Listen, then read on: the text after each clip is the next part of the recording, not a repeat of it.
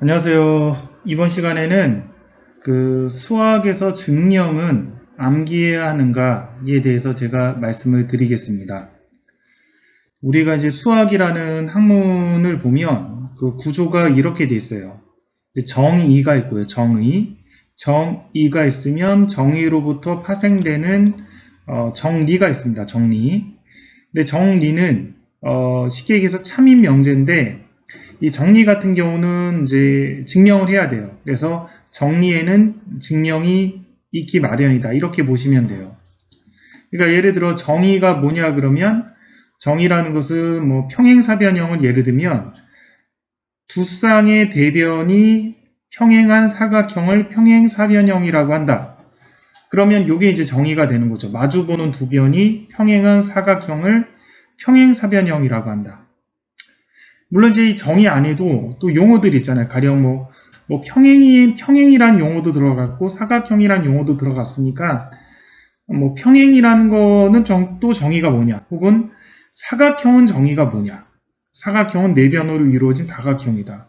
그럼 다각형은 정의가 뭐냐? 아니면 변은 정의가 뭐냐?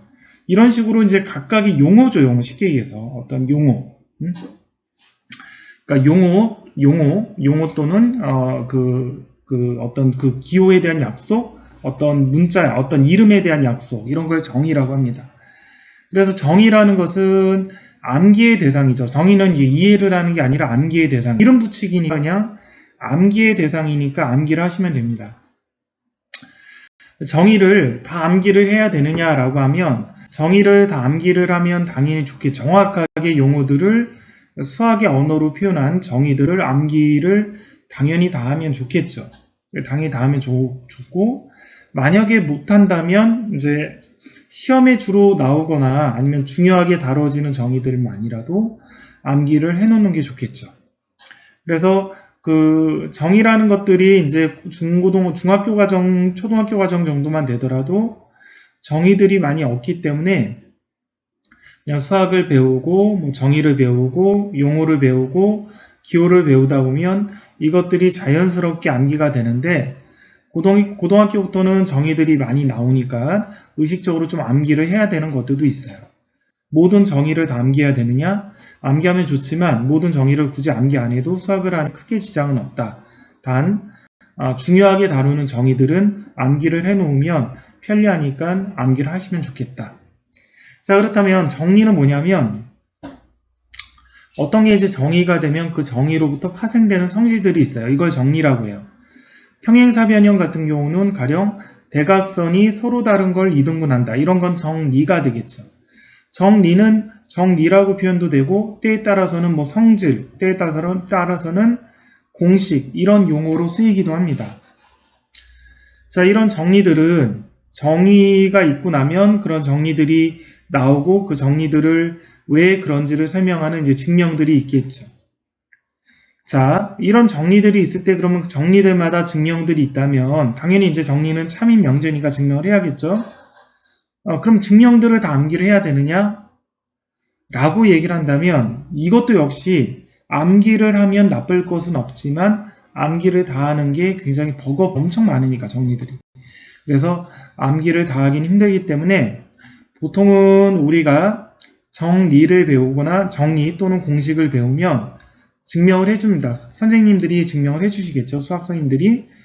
그럼 학생들은 그 정리가 왜 이렇게 되는지 논리적 근거, 즉 증명을 배운 다음에 이렇게 해서 이렇게 유도가 되는구나. 가령 이제 삼각형이라는 정의가 있으면 삼각형의 세 내각의 합은 180도다 라는 게 이제 정리에 해당되겠죠.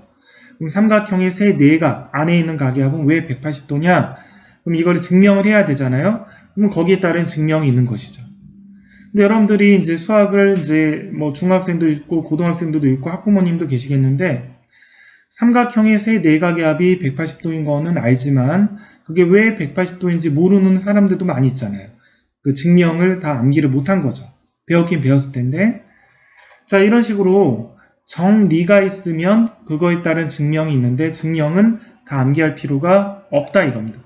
다 암기를 하면 좋겠죠. 암기하는 게 현실적으로 많이 힘들기 때문에 증명 같은 거를 배우면 이 정리가 혹은 이 공식이 왜 이렇게 유도가 되는지에 대한 논리적 근거를 가슴속에 받아들이고 그 다음에는 그 정리를 암기를 해서 문제에 적용해서 풀 수 있으면 되는 겁니다.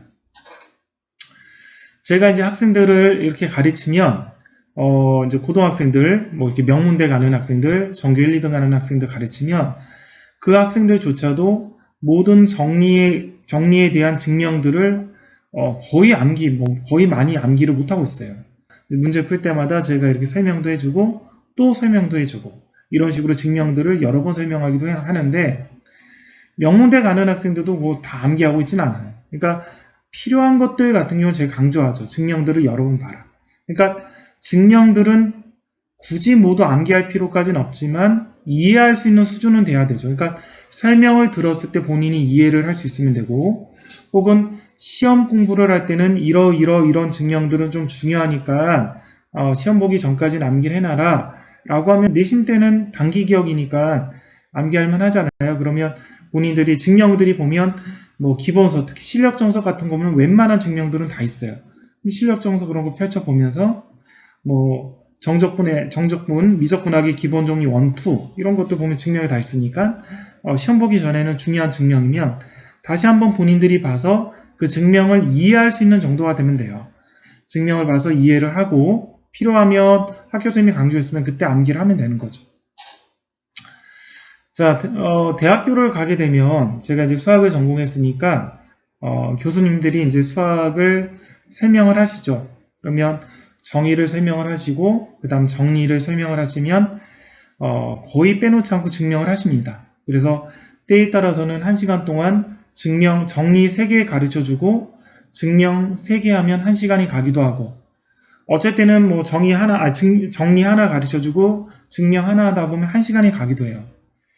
근데 이제 웃긴 건 뭐냐면 웃긴 거는까지는 아닌데 교수님들 같은 경우가 이제 증명을 할 때 이제 수학 전공에 대한 증명은 양이 많겠죠. 노트 분량으로 뭐 2페이지, 3페이지, 4페이지 이런 분량들이 굉장히 많아요. 그래서 교수님들이 칠판을 쓰고 또 지우고 꽉 채우고 또 지우고 꽉 채우고 또 지우고 이렇게 여러 번 하시고 끝나는 경우도 많거든요. 근데 수학 교수님들조차도 증명을 암기를 다 못하세요. 그러니까 물론 이제 짧은 것들은 암기를 하시는 경우도 있지만 뭐 칠판 한번 지우고 또 쓰고 지우고 또 쓰고 그러면 교수님들이 증명을 할 때 자기가 증명한 뭐 이렇게 노트를 가지고 그걸 보시면서 써주십니다. 그러니까 어떤 교수님은 이제 그냥 보시면서 다 쓰고 그러면서 읽으세요. 읽고 나면 이제 지워요. 지우고 또 보면서 쓰고 읽고 나면 지워요. 그러니까 뭐 이렇게 고등학교 선생님들 같이 커뮤니케이션 하면서 얼굴 보면서 막 뭐 이해되게끔 설명하고 그런 것도 없어요. 그냥 자기가 증명 써가면서 읽고 다 쓰면 앞에 거 지우고 그 다음에 증명 이어서 하시고 그렇게 하시고 어떤 선생님은 약간 얼굴 쳐다보면서 뭐 설명을 하시긴 하시지만 대부분 노트에 적어 오신 거를 2장, 3장, 4장 되는 그 많은 양을 그걸 보시면서 증명을 하십니다. 때에 따라서는 증명을 준비하셨는데 본인들이 증명을 하시다가 막혀요. 이거 보고 하시는데도. 그래서 이거 증명 여기가 좀 잘못됐네. 내가 이거 잘못 증명해온 것 같다. 막히셔서 다 지우라고요. 다 지우고 귀류법이라는 게 있거든요. 수학에서 증명하는 방법 중에 간접 증명법 중에 귀류법이라는 게 있는데 귀류법은 결론을 부정해서 이 증명이 참인 거를 보이는 가장 쉬운 방법, 어떤 약점을 찾아내서 증명하는 쉬운 방법인데 직접 증명법이 막히면 귀류법으로 증명을 해주세요, 교수님들이. 그럼 약간 부끄러워하시죠. 이제 어떤 그 정리를 직접 증명법으로 깔끔하게 증명을 하셔야 교수님들이 좀 기분 좋아하시는데 본인들도 하다가 뭐 막히거나 그러면 귀류법으로 하시거든요. 그러니까 가령 귀류법이 이런 거예요. 예를 들면 A라는 애가 남자임을 증명하여라. 그럼 남자임을 증명하는 게 너무 어려우면 A라는 애를 여자라고 가정해보자. 야, 근데 그 여잔데 뭐 예를 들면 목욕탕 가면 남탕을 가네? 야, 여자 남탕 갈 수 있어? 이거 모순이잖아. 모순이지. 그러니까 A라는 애가 여자라고 가정하니 그 가정이 틀린 거야. 그러니까 A는 남자일 수밖에 없어. 뭐 이렇게 증명하는 게 이제 예를 들면 귀류법이에요. 그래서 교수님들도 증명이 막히면 그렇게 증명하기도 합니다. 당연히 증명들도 다 암기를 못하고 계시죠. 자, 그래서 하물며 수학 교수님들도 그런데 고등학교 선생님들이야 이제 뭐 가르치는 수학 선생님들은 고등학교 같은 경우는 이제 여러 번 설명을 하고 개념 설명하고 매번 증명을 하다 보니까 거의 증명들을 다 암기를 하고 있겠죠. 수학 선생님들은 중학교야 이제 워낙 내용이 적으니까 뭐 쉽게 암기할 수가 있겠죠. 선생님들이. 근데 이제 그거를 학생들도 증명을 다 암기를 해야 되느냐? 그런 거는 저는 아니라고 생각을 합니다. 그래서 학생들 같은 경우는 증명을 들었으면 이해를 하고 이렇게 해서 이런 정리들이 나오는구나. 이런 성질들이 나오는구나. 이해만 할 수 있으면 되고 그 이해한 결과, 즉 정리들을 암기를 해서 문제에 적용해서 풀 수 있으면 돼요. 그리고 때에 따라 이런 중요한 정리들은 학교 내신 시험에 나올 수도 있고 뭐 수행평가로 나올 수도 있으니까 중요하다고 한 정리들은 본인들이 궁금할 때면 기본서를 보고 그 정리의 증명들을 보고 이해할 수 있는 정도만 되면 되는 거죠. 저는 이제 고교 과정에서는 중요한 정리들이 한 3가지 정도 있잖아요. 미적분학의 기본 정리, 그리고 기하 벡터의 삼수선 정리, 삼수선 정리라든지 아니면 평균값 정리, 뭐 이렇게 미적분에 나오는 정리라든지 기하와 벡터에 나오는 뭐 삼수선 정리라든지 이런 중요한 정리들은 학생들한테 좀 증명하는 과정도 암기를 하라고 이렇게 많이 강조를 합니다. 근데 거의 암기를 안 해요. 거의 암기를 안 하고 잘하는 애들도 그냥 이해하고 넘어가 거의 암기 안 해요. 학교에서 선생님들이 증명 나온다 그러면 그때는 암기를 하죠, 애들. 근데 그렇게 해도 다 뭐 서울대 가고 연고대 가고 가래들은 다 가요. 그래서 증명들을 다 암기를 해야 되느냐? 굳이 암기할 필요는 없다. 그래서 암기를 할 대상은 이제 정의하고 정리, 그리고 정리를 증명하는 증명들은 이해까지만 하시면 된다. 그리고 정의와 정리도 무수히 많아. 이런 것들도 암기를 당연히 하는 게 굉장히 좋긴 좋은데 힘들면 모든 걸 다 암기하려고 하지 말고 선생님들이 강조한 것들은 좀 암기를 하시고 나머지들은 이제 자주 복습을 하면 되죠. 다시 한번 보고 본인이 이해하고 그리고 머릿속에 집어넣으면 되죠. 그걸 영어 단어 같이 다 암기하고 그럴 수는 없잖아요.